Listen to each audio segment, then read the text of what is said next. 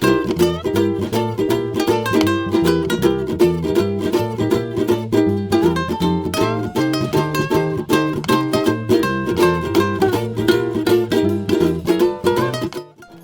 shit. Patrick Here we go Star's again. craziest moments. We could easily start from his birth to his yet to happen death. But today, we're going to look at some of SpongeBob's most chaotic sins when it comes to doing things that defy all logic, common sense, or even the laws of physics. Patrick never disappoints. Have you ever had something that you love with all your being only to see it ruined by someone else right in front of your eyes without you being able to do anything about it? Well, that's exactly what happens to SpongeBob in The Card. In this episode, SpongeBob just wants to get his hands on a rare trading card, but his worst enemy, his best friend, goes out of his way to destroy her in this season 6 episode. And the worst part is that he doesn't even do it on purpose. No, this is just Patrick being Patrick, which is, ironically, way worse. It all starts when SpongeBob goes to the bank to withdraw money to buy the new Mermaid Man and Barnacle Boy trading cards.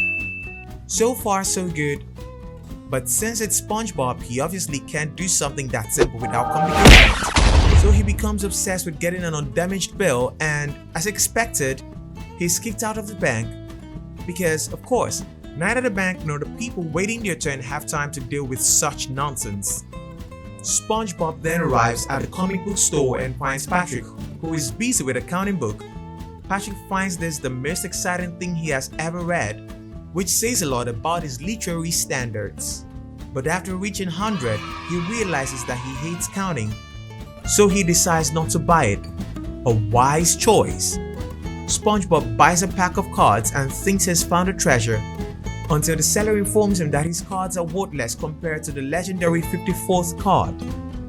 A platinum holographic animated card, of which only 5 exist in the entire world. This one's Our just a Square display. Sponge, being the If you want a obsessive real one, you have perfectionist to buy that he is, decides to spend all his money buying booster packs in a desperate attempt to get it. Spoiler alert, he doesn't succeed. But guess who does get a card without any effort? Exactly, Patricio. After deciding that counting is too difficult, he buys the last pack of cards, and as if the universe had a crow's sense of humor, he gets card number 54, and this is where the real nightmare begins for SpongeBob. Patricio, with no idea of the value of the card, uses it to pick his teeth to prevent gingivitis. But who am I kidding? He's probably never cared about his dental health, but why not do so with a limited edition card? That's the ultra rare number 54 talking card! It's really valuable, and there's only 5 in existence, and blah blah blah blah blah blah blah blah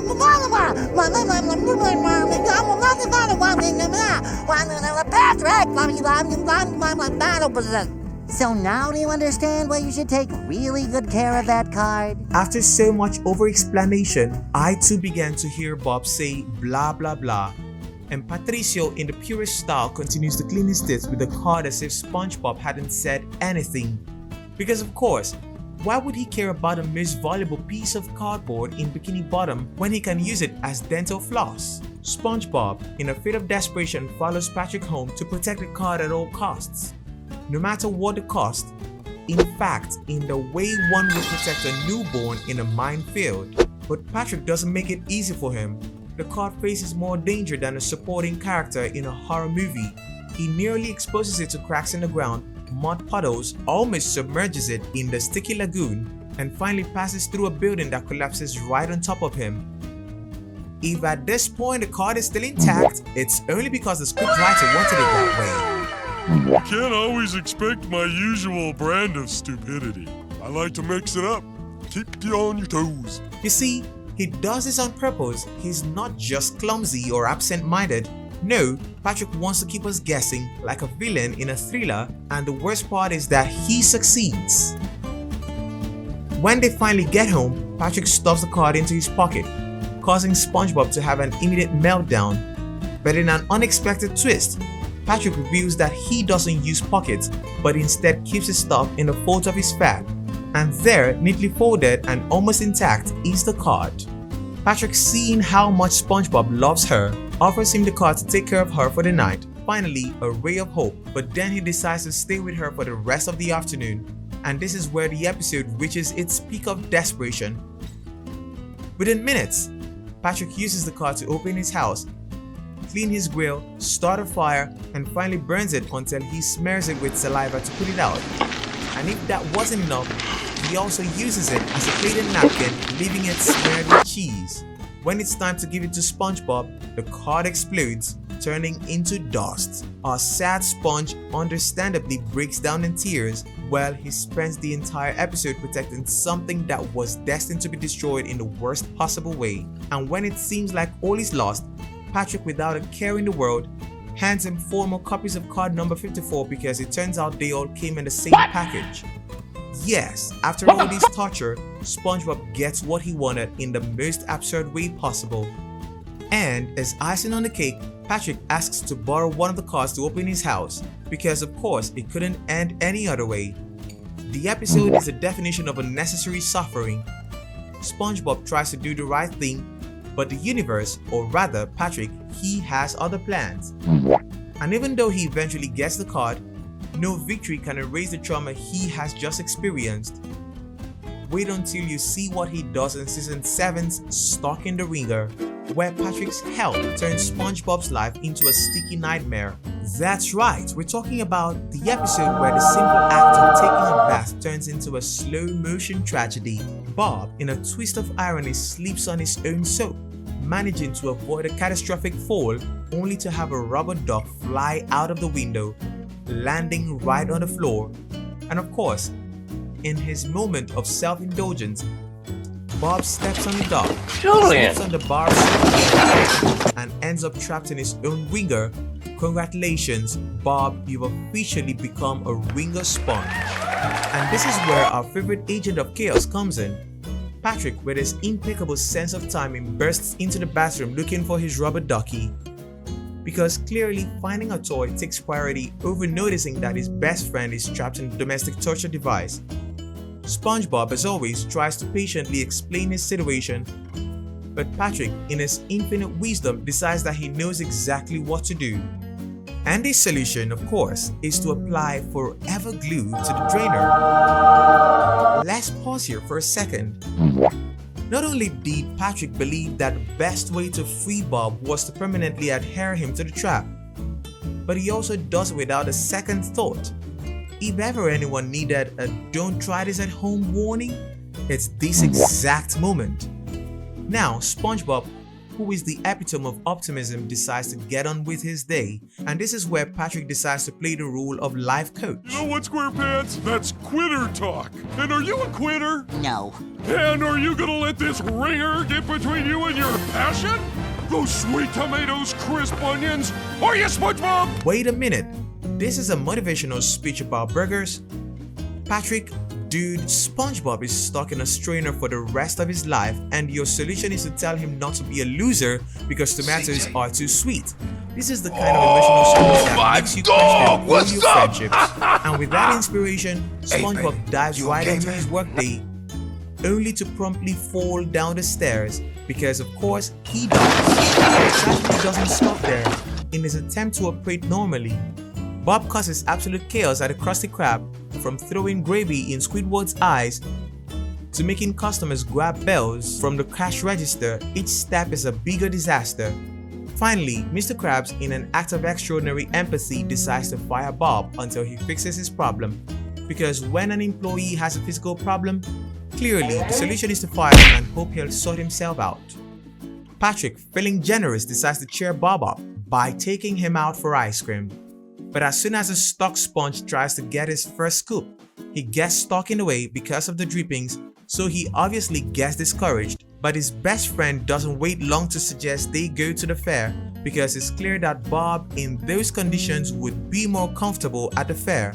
What follows is a festival of beatings, failures, and humiliation, where Bob is hit by balls thrown into the air and generally suffers far more than necessary, until finally the tension explodes. You ruined my cotton candy! Good! Maybe now you know how I feel about you ruining my life! And there you have it, the line we've all wanted to shout from minute one.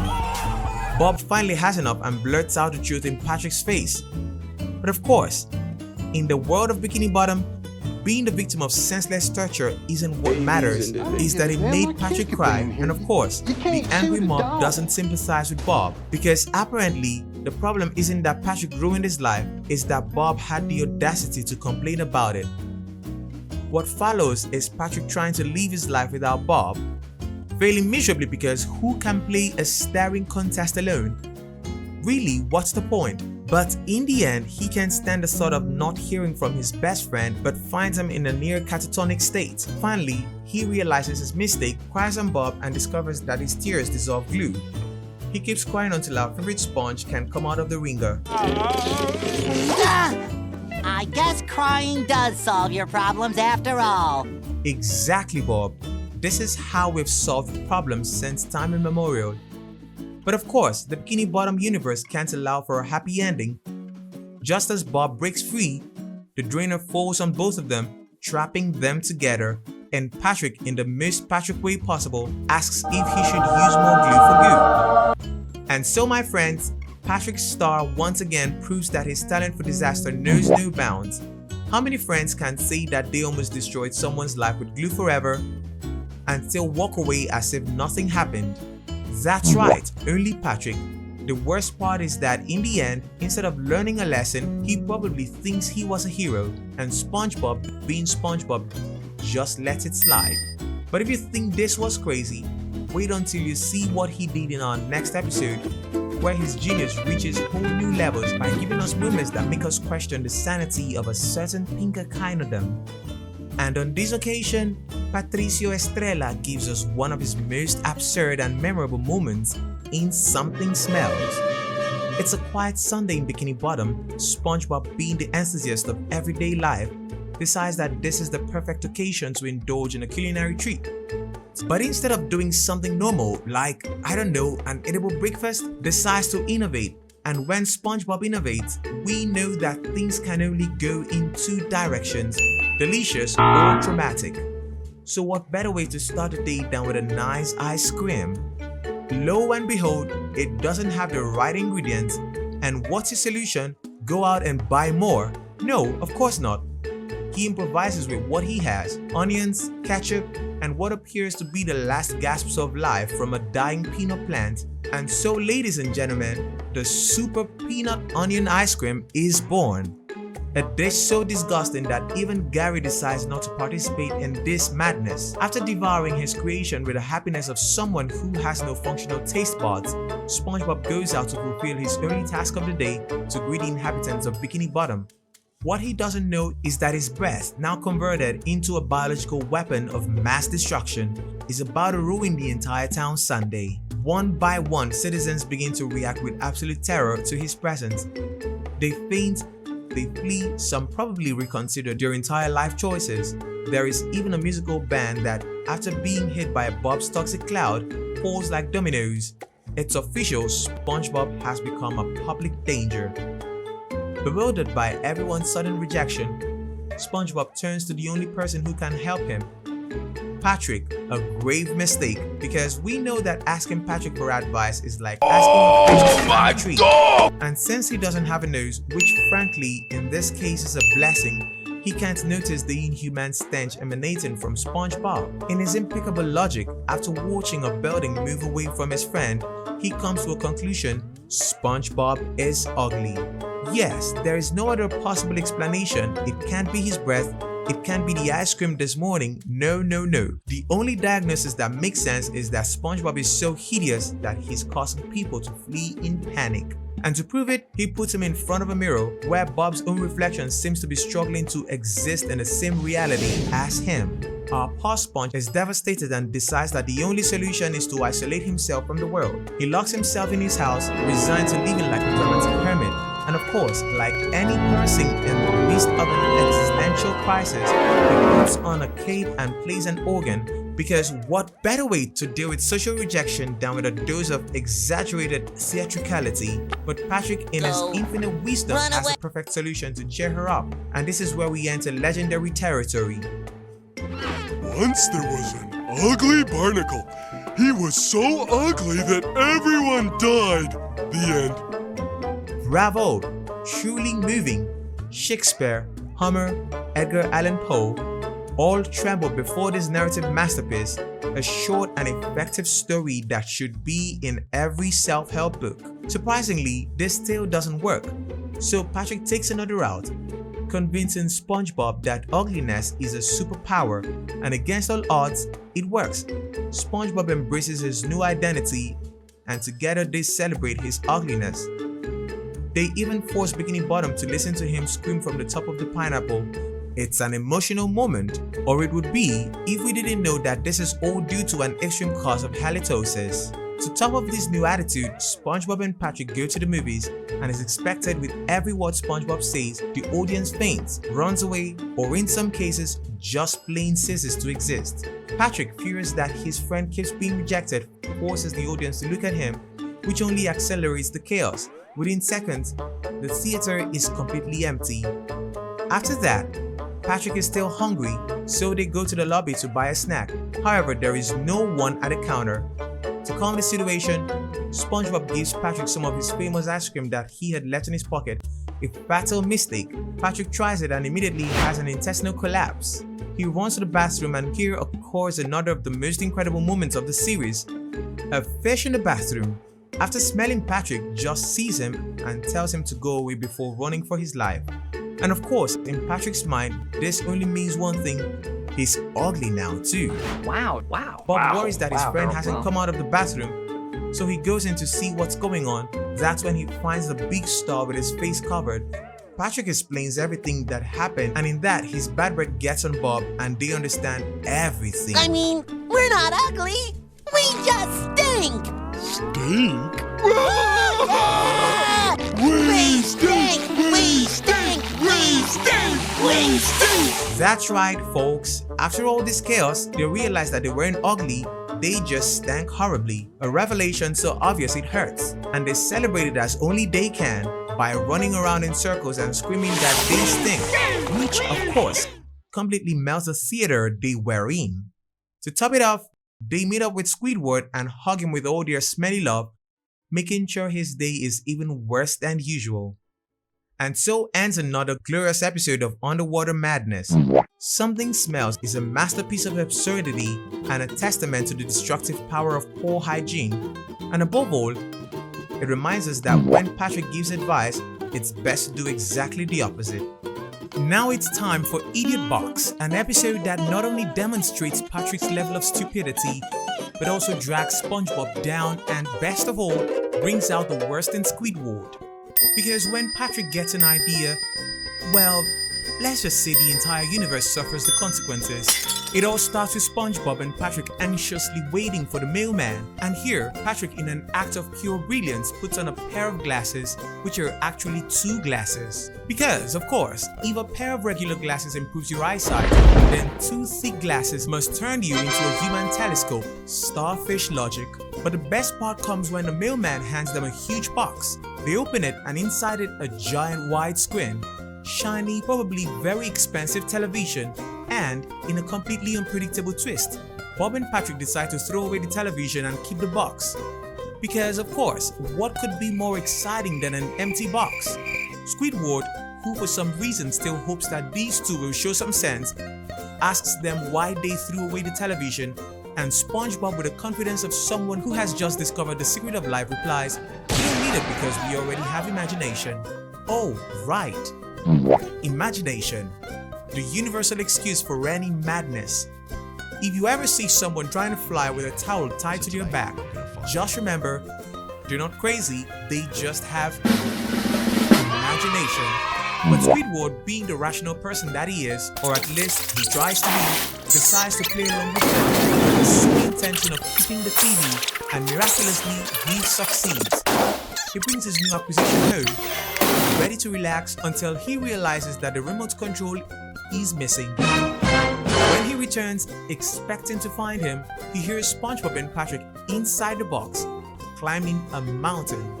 Annoyed, he kicks the box and suddenly an avalanche sounds, and this is where everything goes haywire.